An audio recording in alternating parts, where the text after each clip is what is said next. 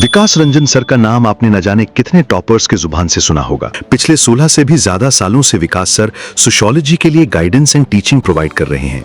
उनकी sociology guidance ने अनेक एस्पिरेंट्स के सपनों को हकीकत में भी बदला है।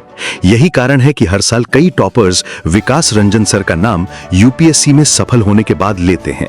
और अगर आप भी एक सफल यूपीएससी टॉपर बनना चाहते हैं तो ट्रायम्फ आईएएस लेकर आ रहा है सीएससी 2026-2027 के लिए एक एक्सक्लूसिव बैच।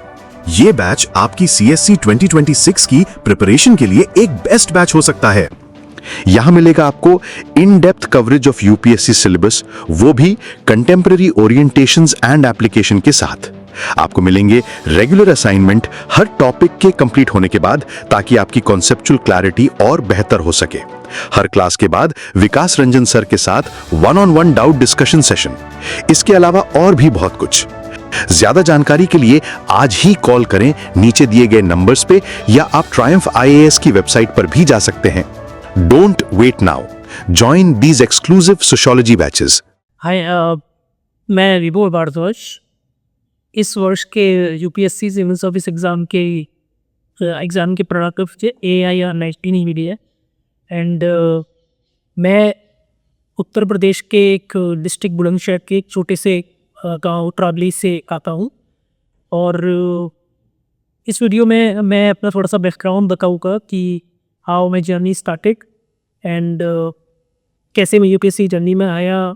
स्टार्टिंग में मेरा बैकग्राउंड क्या था, फिर मैंने ग्रेजुएशन किस तरीके से किस मीडियम वगैरह ने किया। तो मेरी जो प्रारंभिक एजुकेशन है वो मेरे गांव से हुई थी अप टू क्लास 5। एंड उसके बाद में नियर बाई टाउन में मैंने 6 से लेकर 12th क्लास तक का शिक्षा ली, जो कि प्योर हिंदी मीडियम थी। और हिंदी मीडियम में that is the UP board, जो उत्तर प्रदेश बोर्ड होता है, उससे गई शिक्षा ली है। और इस वीडियो में मैं यही बताना चाहूँगा कि जो मेरा बैकग्राउंड था 12th तक का, दैट वाज हिंदी बैकग्राउंड। और उसके बाद में कि मैं दिल्ली यूनिवर्सिटी में I did in I went for graduation in Hansraj college, जिससे मैंने फिजिक्स ऑनर्स किया। And that was English medium. And also I had masters in physics from the same college, वो भी इंग्लिश मीडियम में ही था। तो 12th क्लास से मेरा हिंदी मीडियम था। और कई सारे जो यूपी बोर्ड वाले, जो हिंदी मीडियम वाले, नॉट पर से यूपी बोर्ड वाले, जो मेरे जैसे विद्यार्थी रहते हैं, उनको थोड़ी सी एक इशू रहता है कि हिंदी मीडियम से इंग्लिश मीडियम में कैसे कन्वर्ट हिंदी मीडियम से इंग्लिश मीडियम में आप कैसे अपने आप को थोड़ा इंग्लिश की तरफ और इंग्लिश की अच्छी कर सकते हैं, इंग्लिश में बेटर कम्युनिकेशन कर सकते हैं। और वो प्रॉब्लम रहती है, चैलेंज रहता है कि अब वो 12वीं करने के बाद में आप अगर ग्रेजुएशन के लिए बाहर निकल रहे, फॉर एग्जांपल यदि यूनिवर्सिटी में आ रहे, तो आपको चैलेंज रहता है इंग्लिश मीडियम का। तो इसमें मैं थोड़ा सा 1-2 सजेशन बता देता हूँ कि हाउ आई ओवरकेम दैट। मैंने जो यूपीएससी दिया है, आई cleared UPSC in English medium only. Interview का मीडियम ही मेरा इंग्लिश था, और इस time I got 193 in interview also. So I think मैं बता सकता हूँ कि मैंने क्या क्या चीज़ की इससे ओवरकम करने के लिए। फर्स्ट ऑफ ऑल, अगर आप जो मेरे को दिख रहा है वो, अगर आप स्कूल में हैं अभी, so you can start from school itself if you are, अगर हम हिंदी मीडियम में हैं तो मैं क्या करता था इन माई स्कूल टाइम, जो हमारी जो किताबें हिंदी में होती थी, उन किताबों के जो हेडिंग्स होती हैं उसमें आपके सामने कुछ इंग्लिश के वर्ड्स भी मेंशन रहते हैं। तो मेन हेडिंग रहती है उसमें भी रहते हैं, और बाद में जो आपका कंटेंट रहता है उसमें भी रहते हैं। तो मैं वही किया करता था कि हिंदी के साथ साथ उन कीवर्ड्स को इंग्लिश में भी आप मेंशन कर सकते हैं अपने बुक्स में, या जहाँ से भी आप पढ़ रहे हैं वहाँ पे। तो एक तो ये था। दूसरा, जो आपका ग्रामेटिकल पोर्शन रहता है क्लास 12 तक, whether it is Hindi medium, तो इट डज़ नॉट मैटर कि मतलब इंग्लिश तो आप पढ़ती है, तो आप उस पोर्शन को काफ़ी स्ट्रॉन्ग कीजिए अपना, जो ग्रामेटिकल पोर्शन है। क्योंकि 12th के बाद भी आप किसी भी, नॉट ओनली यूपीएससी, आप किसी भी कम्पिटिटिव एग्जाम में जाएंगे तो वहाँ पे ग्रामर मैटर करती है आपकी, जो कि 12th क्लास तक की, चाहे वो यूपी बोर्ड की हो या अदर किसी भी हिंदी मीडियम बोर्ड की ग्रामर हो, वो काफ़ी मतलब स्ट्रॉन्ग रहती है। एटलीस्ट उसमें जो रूल्स रहते हैं दे आर वेरी इंपॉर्टेंट। तो मैंने 12th क्लास में जो ग्रामर थी वो काफ़ी अच्छे से की थी। साथ के साथ मैंने जो एक दो कॉम्पिटिटिव एग्जाम की इंग्लिश बुक्स होती हैं मैंने 11-12 में पढ़ना शुरू कर दिया था। थोड़ा सा अपनी टाइम में अपार्ट फ्रॉम BCN मैं उसको भी पढ़ा करता था।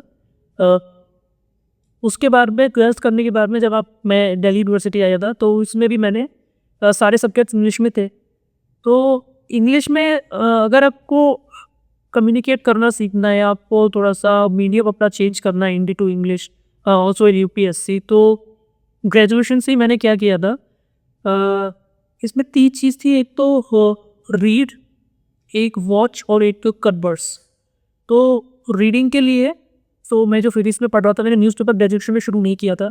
रीडिंग के लिए मैंने क्या किया था कि जो अपनी फिजिक्स की बुक्स है उन्हीं को इंग्लिश में पढ़ता था। वही वॉच के लिए मैंने काफ़ी काम किया था। वॉच वाले पॉइंट में मैं ग्रेजुएशन में मैंने क्या किया, एक तो मैं वेब सीरीज़ देखता था।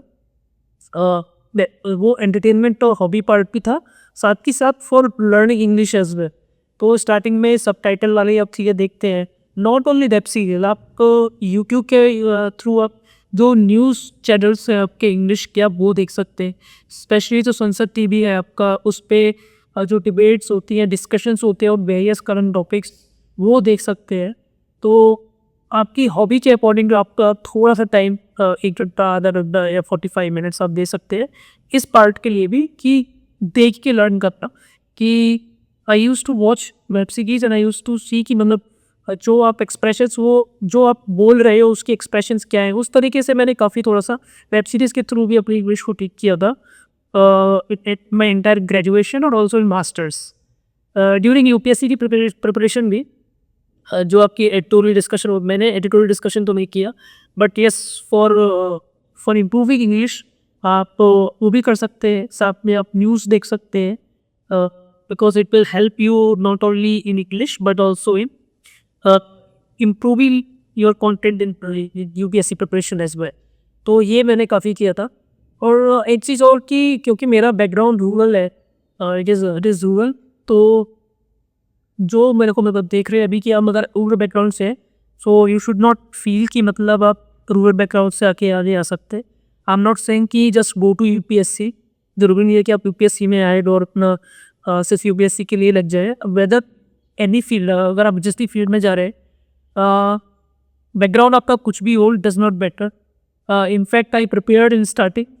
मैंने जो तैयारी शुरू की थी वो अपने घर से शुरू की थी, ऑनलाइन मैंने कोचिंग ली थी। तो इट इज़ पॉसिबल कि आप उसके बाद में मतलब प्री हो गया, मेट्स हो गया, तब वो इंटरव्यू के टाइम पे मॉक इंटरव्यू देने के लिए मैं दिल्ली आया था। फिर मैंने सेकंड थर्ड अटेम्प्ट दिल्ली से ही दिए थे। तो इनिशियली अगर आप प्रिपरेशन कर रहे हैं और आपको लग रहा है कि I can not afford to go to Delhi, I can not join coaching, so there is plenty of material available of internet. You just have to look into it. There are mega telegram groups, there are various YouTube channels जो कि आपको free में या फिर अच्छा कॉम्बे में provide करा देते हैं। तो मैंने कोचिंग की थी बिकॉज क्योंकि मैंने 5 साल फिजिक्स में डिवोट किए थे, तो मेरे पास आइडिया नहीं था ह्यूमैनिटीज़ का कि मतलब how to go for it particular direction, इसलिए मैंने तो कोचिंग ले ली थी। इफ़ आपको लग रहा है कि आपका बैकग्राउंड ऐसा नहीं है कुछ कहने वाला, there are many colleagues of mind here जो कि विदाउट एनी GS कोचिंग भी prepared online, preparing material from different toppers, उन्होंने एग्जाम क्लियर किया है विद गुड रैंक। तो जरूरी है ये कोचिंग में जाकर ही क्लियर करें। It depends person to person. अगर आपको प्रॉब्लम है, चैलेंजेस है फाइनेंशियली और otherwise, so you can do it without coaching as well. I think not only this exam but other results as well. तो एक तो यह है कि अगर आपका बैकग्राउंड भूल है, इट डज नॉट मैटर, आप कर सकते हैं अच्छा।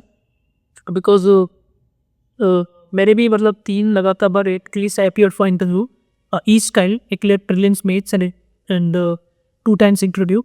सो आई थिंक यू मतलब कोई भी कर सकता है अगर थोड़ा सा डायरेक्शन ठीक रही। यही मैं बोलना चाहता हूँ अभी फ़िलहाल कि background matters but not that much, कि थोड़ा सा एफर्ट अगर एक्स्ट्रा लग रहा है तो आप लगा सकते हैं। that's all, और माई बेस्ट विश।